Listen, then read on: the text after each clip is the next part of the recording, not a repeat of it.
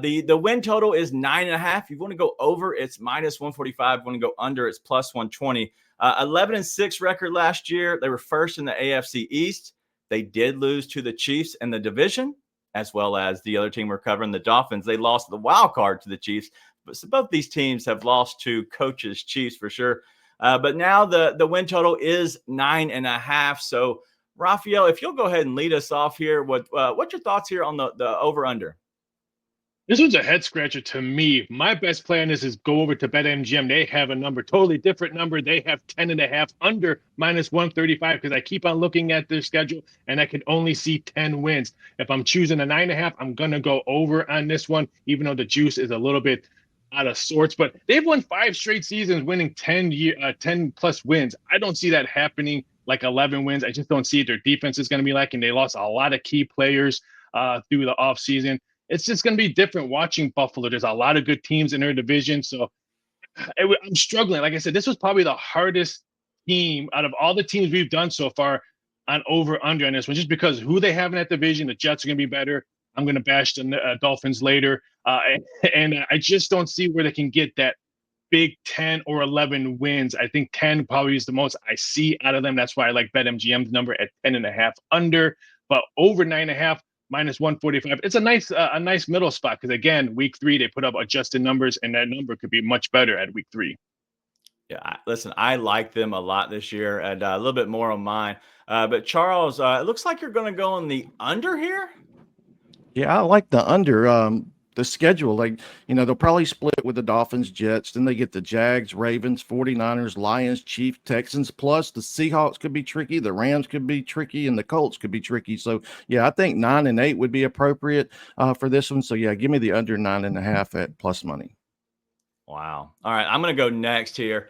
I have the Bills over the 9.5 wins at minus 145.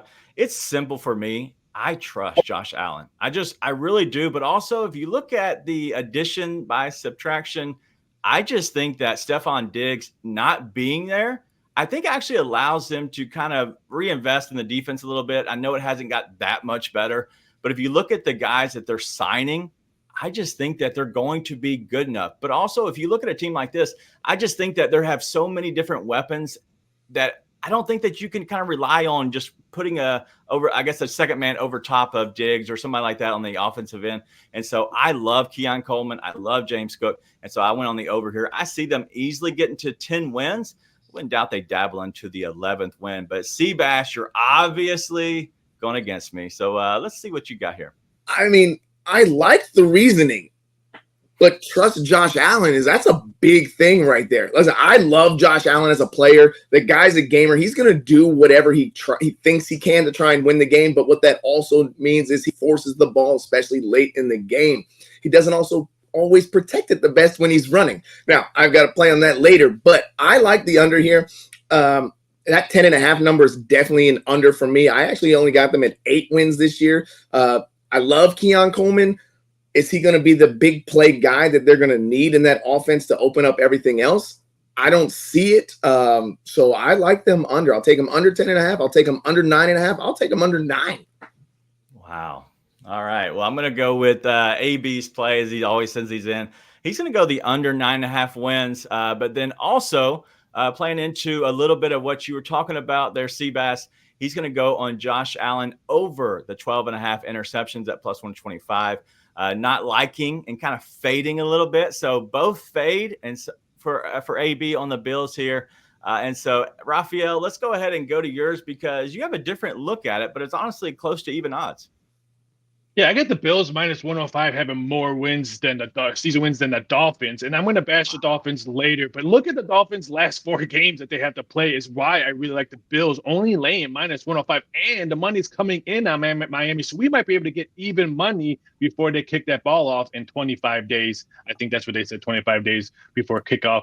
So I'm going to wait to see if I can get the even money. But again, I'm not sold on the Dolphins. Again, bash them later on in the time. But Dolphins, they're going to be rough this year, and I like the Bills probably having more season wins.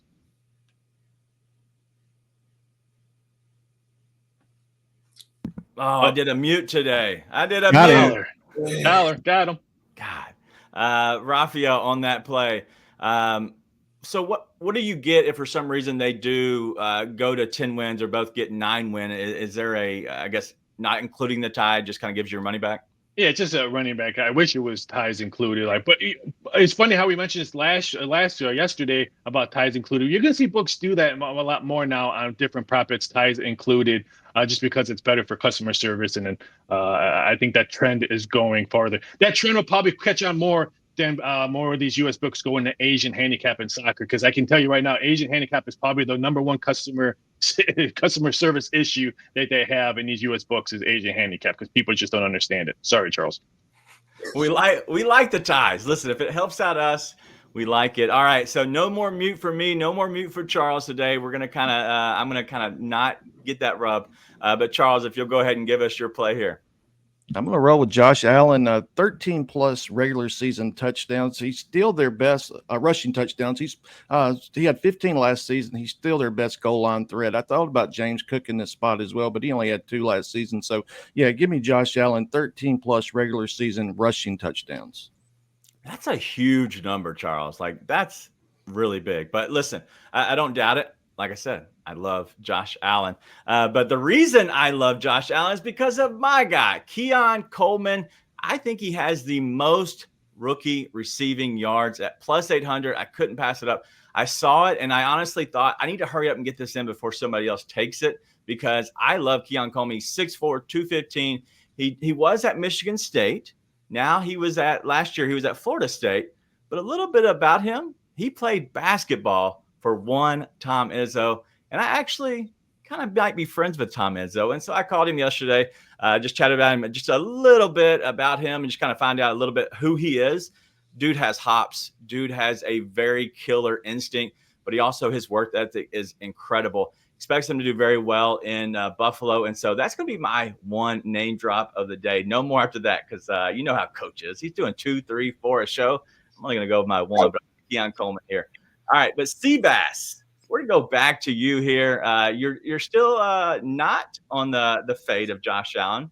What's your love here of him? Yeah, I mean, listen, Josh Allen is an enigma of a player. The guy is, like I said, he's a gamer. He's gonna do what it takes to win the game.